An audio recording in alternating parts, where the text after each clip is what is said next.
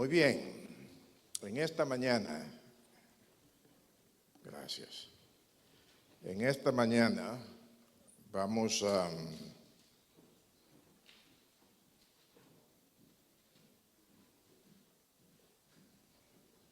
continuar con el tema de santuario. Cristo en el santuario. Como le dije, el santuario viene siendo el fundamento de la teología de la Iglesia Adventista. Y Cristo es el centro del santuario. Hablamos del santuario del desierto o el tabernáculo, debido a que hay una relación vertical entre el santuario del desierto y el santuario celestial. Necesitamos entender lo que pasó allá en el Antiguo Testamento para entender lo que Cristo está haciendo en la actualidad en el cielo. Por eso el título que estoy usando es Cristo en el santuario. Leímos, me harán un santuario. ¿Y qué sigue? Y yo habitaré en medio de ellos. ¿Quién es ellos? Es el pueblo de Dios. Cuando Moisés concluyó el santuario,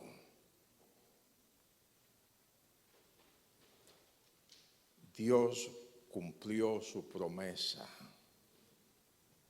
Él descendió. Es interesante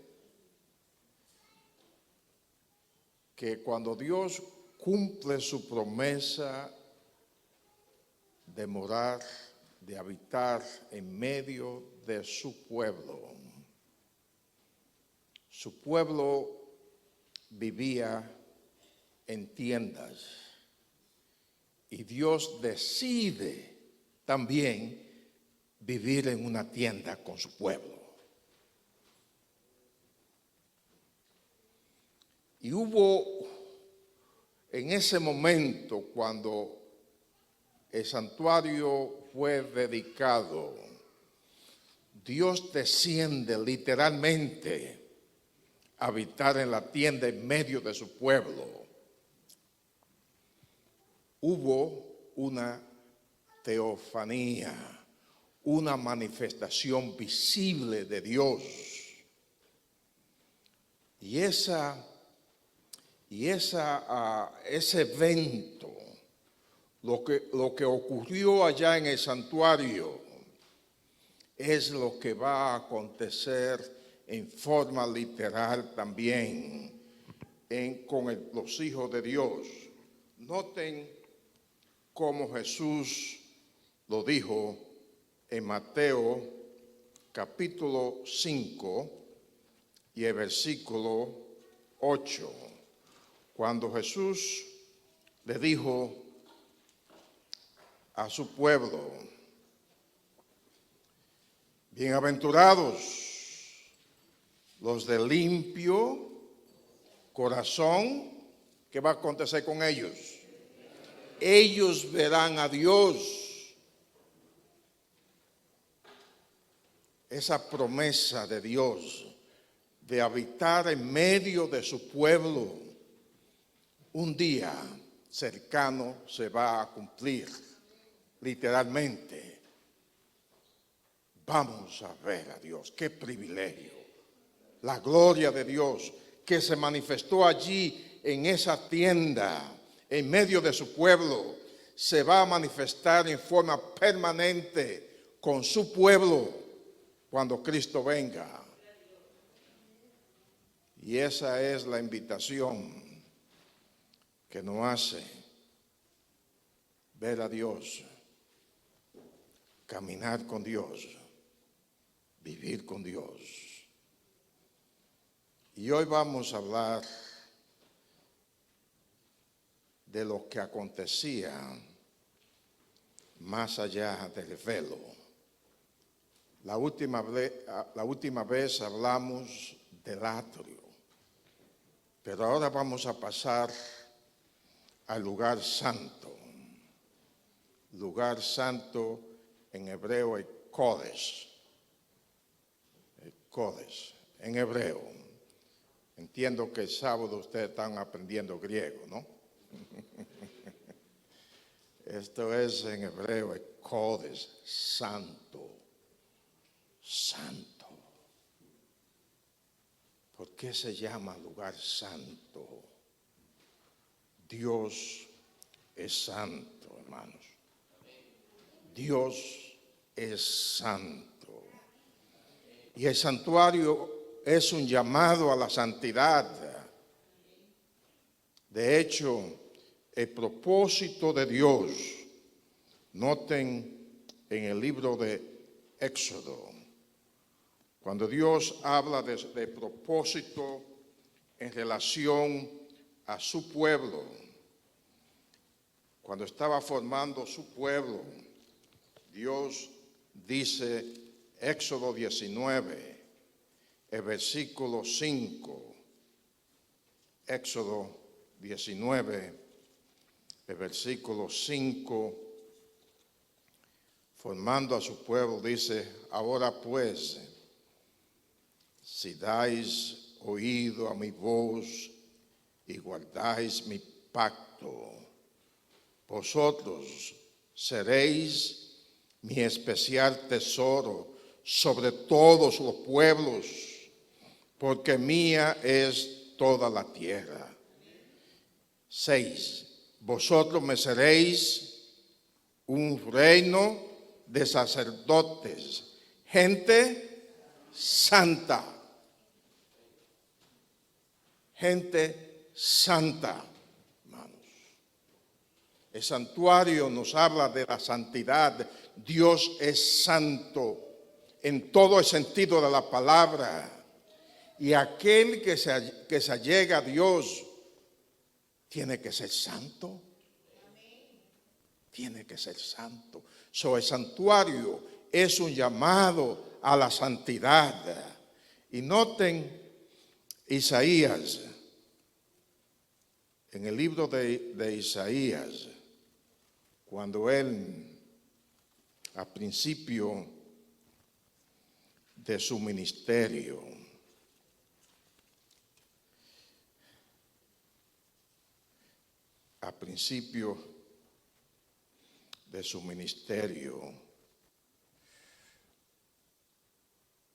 Isaías vio a Dios. Y cuando él vio a Dios, Isaías capítulo 6, y el versículo 5, noten la expresión del profeta, ay de mí, que soy muerto, porque siendo hombre inmundo de labios,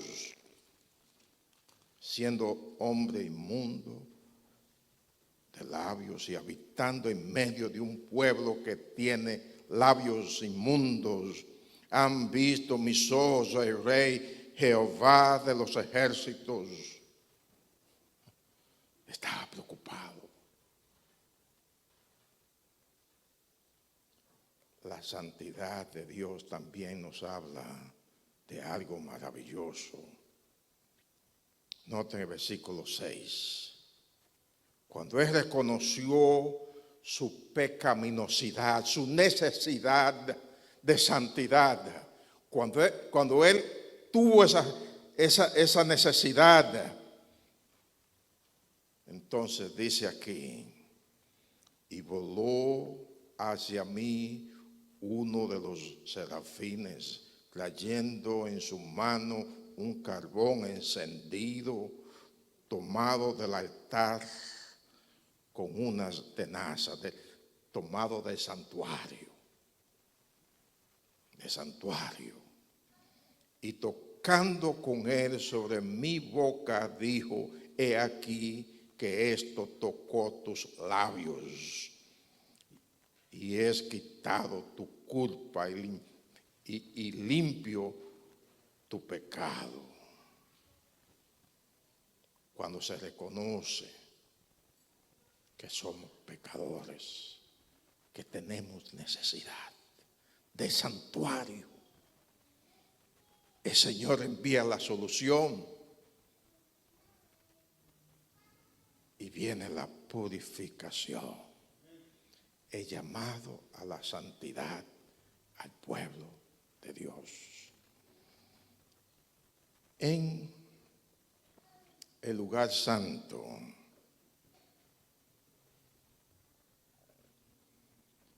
nos habla de un pueblo que ha recibido la salvación del Señor. El pueblo redimido es santo, porque está con el Señor. Y noten que allí en ese lugar había 3 muebles. Estaba allí, el primero que vamos a mencionar es el candelabro. Era la única luz en el santuario, hecho completamente de oro con un martillo, una sola pieza. Se calcula que esa pieza de oro pesaba aproximadamente 100 libras. Por instrucciones del Señor se hizo con 7 lámparas. Y el candelabro en hebreo menorá, tenía la semejanza o la forma del árbol de la vida. Y cada descripción que se habla de este mueble habla de un árbol, el árbol de la vida, que se menciona en Génesis, al principio de Génesis y también al final de la Biblia en Apocalipsis, el árbol de la vida, porque Dios es el autor de la vida. Y ese candelabro alumbraba delante del Señor, que sentaba allí, hablaba de la presencia de Dios, de la gloria de Dios en el santuario, pero también alumbraba hacia la mesa de la cual vamos a hablar. Vamos a hablar de la mesa, y en esa mesa habían panes, había alimento allí, y el candelabro alumbraba hacia la mesa, enseñándonos dónde hay alimento espiritual, y también alumbraba hacia adelante el camino. ¿Cuál es el camino a la santidad? Allí había luz. El candelabro habla de la divinidad. En la Biblia, el oro, símbolo de la divinidad, se le echaba aceite de oliva. Y en el libro de Zacarías se habla del Espíritu Santo. Y también está alumbrando continuamente. Siempre estaba alumbrando, porque Jesús es la luz del mundo. Si se apagaba, significaba juicio. Por eso esa luz, la luz del Evangelio, no puede apagarse. hay que seguir alumbrando. Y además de este mueble, había otro mueble muy importante, la mesa de los panes de la propiciación. Allí estaba ese mueble, que fue hecho de madera de acacia, cubierta de oro. Y es interesante que en hebreo se le llama Sharhan Lechan Panim. Ahora bien, noten bien, lo que dice allí en hebreo no lo refleja en español, porque en realidad lo que dice es la mesa de los panes de las presencias, en plural, en hebreo, indicando que allí había más de una persona.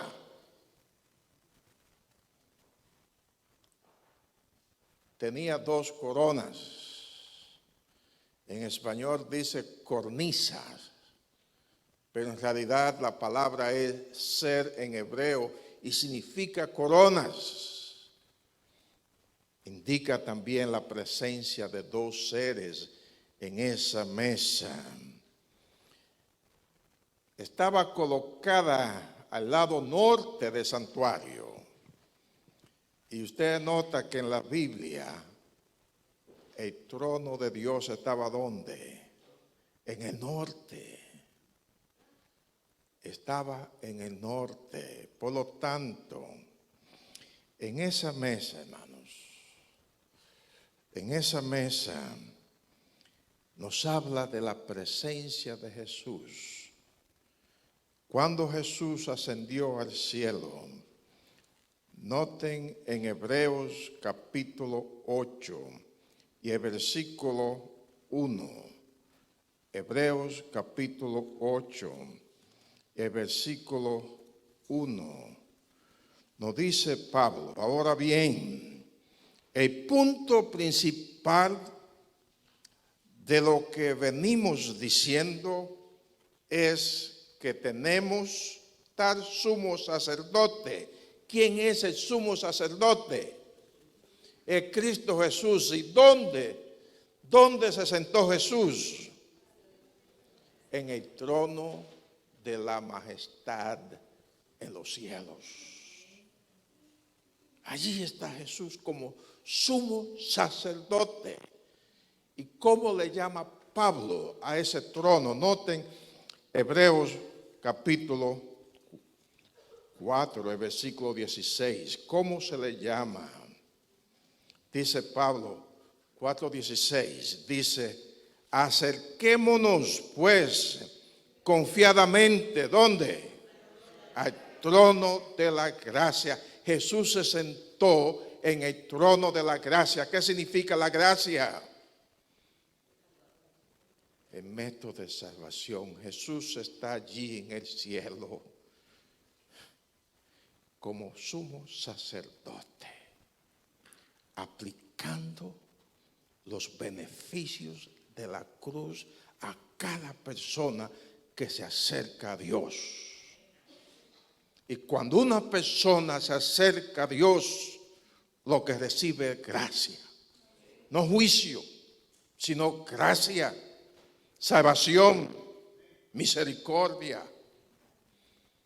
Ahora, obviamente esa foto es la imaginación de alguien. No sabemos exactamente. Sabemos que fue hecha de madera de acacia, que habla de la humanidad de Cristo. Y sabemos también que fue hecha de oro, o sea, cubierta de oro, que habla de la divinidad de Cristo. Y sabemos que tenía dos coronas, porque así lo dice la Biblia. Pero también en la mesa había dos símbolos muy importantes. Estaba el pan y el vino. Había 12 panes, representando a la totalidad del pueblo de Dios. Y los panes nos hablan que en Cristo hay suficiente alimento. En Juan 6 se nos dice, ¿qué dice Jesús? Yo soy el pan de vida. El pan de vida. En Jesús hay suficiente alimento. Hay suficiente salvación. Hay suficiente perdón. Y en Mateo 26, 26, Jesús ofreció, dice allí, hablando de su cuerpo, que fue ofrecido en un sacrificio incruento, ¿no? Mateo 26, 26, sacrificio incruento, pero también Él derramó su sangre hablando de un sacrificio cruento. Y es la ofrenda que se presenta allí en esa mesa delante de Dios, lo que Jesús hizo para salvar a la humanidad. Un sacrificio cruento y un sacrificio incruento. Pero también, hermanos, llegamos al altar del incienso. Y este era muy importante, muy importante. Allí cada día estaba el perfume especial. Y ese incienso ascendía continuamente, especialmente cuando el pueblo estaba orando. La oración o las oraciones del pueblo de Dios ascendían hacia Dios con un olor agradable. Y ese mueble, hermanos, nos habla de Jesús. Nos habla que en Cristo Jesús hay reconciliación perpetua.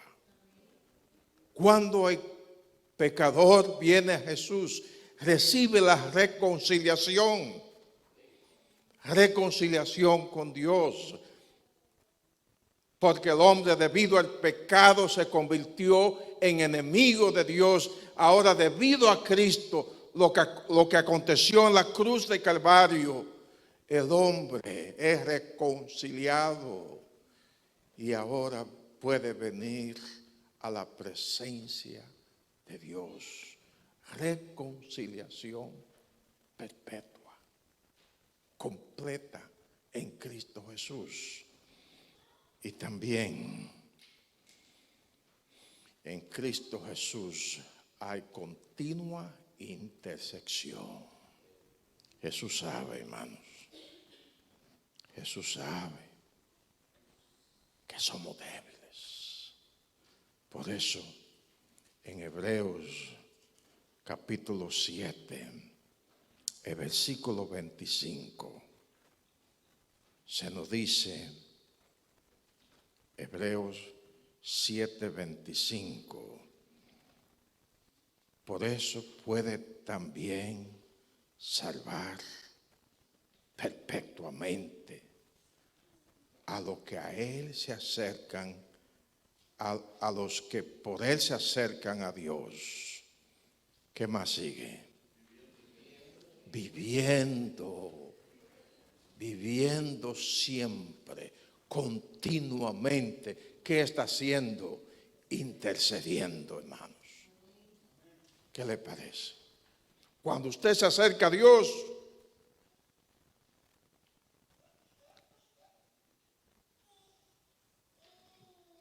que se nos dice es: venir a mí, acércate, hay solución a tus pecados, hay solución a tus problemas. Ven. Y Cristo está intercediendo. Está intercediendo. Qué privilegio.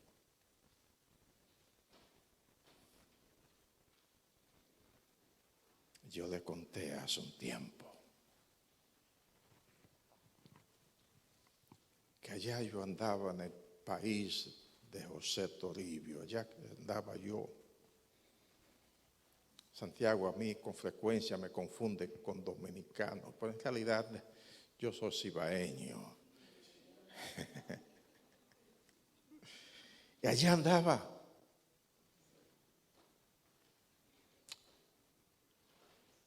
Y aconteció que andaba manejando un auto con una tablilla pública, o sea, era un taxi. O sea, no yo, sino el que era dueño del auto, que en ese entonces ya era mío, pero yo no le cambié la tablilla. Y cuando el policía, había un grupito de policía allá, me vio, me mandó a parar. Entonces me pidieron la licencia. ¿Y qué sucede? Que mi licencia era de Michigan. Ahí tengo problemas. No tenía mucho tiempo que había llegado. Licencia de Michigan. Y ellos estaban analizando mi situación, esperando que yo le presentara otra licencia, en este caso una licencia económica. Pero yo no soy tan bueno en eso. No tengo esa habilidad como el hermano Santo. Así que yo me quedé entonces, bueno, te vamos a dar una multa. Y yo sabía que si lo hacían, tomaban mi licencia y yo no la iba a recibir. Entonces, cuando ellos, esperando todavía, a ver si yo entendía el lenguaje, yo entendía, pero me dice que no entendía. Entonces, cuando ellos hicieron la intención de escribir, yo saqué mi cartera. No. A ver. Y me imagino que pensaron, finalmente, entendió. Entonces abrí mi cartera, hermanos. Hice así. Busqué, y todavía la tengo aquí. Miren, esta es una tarjeta que ya tiene mucha edad. Aquí. Y aquí dice que habla de la teniente coronel, comandante. Entonces él escribió aquí, miren, no se notan, y dice que Francis Durán es amigo personal. Y conmigo, ¿sabe qué hicieron? Tenga su licencia, continúe. Amigo personal. Cristo es mi amigo personal. Y Él está intercediendo por ti y por mí en el cielo. Por eso, Pablo dijo, lleguémonos. Noten como dice Pablo, repitiendo el versículo 16 del capítulo 4. Acerquémonos, pues confiadamente, lleguemos ante Él. ¿Qué vamos a recibir? Gracia, salvación, ánimo, esperanza, gloria, porque vamos caminando hacia el camino que nos conduce más y más cerca de nuestro Dios. Por eso, al concluir, les invito, lleguémonos, vengan, no se quede, es una invitación divina, porque pronto llegaremos delante de Dios. Y la Biblia me dice, bienaventurados